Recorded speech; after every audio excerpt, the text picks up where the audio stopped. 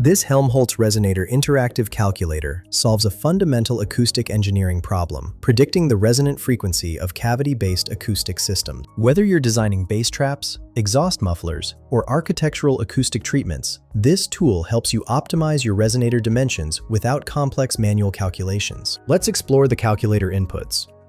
First, you'll see the calculation mode dropdown with 6 options.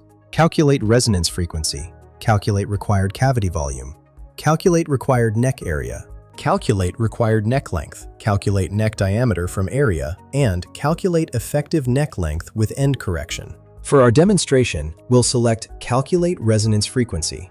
The input fields include cavity volume 5 in cubic meters, neck area S in square meters, neck length L in meters, target frequency F in hertz, speed of sound C in meters per second, which defaults to 343 at 20 degrees Celsius, and neck diameter D in meters. Let's work through a practical example. Imagine we're designing a bass trap for a recording studio. Enter 0.008 for cavity volume. That's an 8-liter enclosure. For neck area, input 0.0012 square meters. Set neck length to 0.05 meters.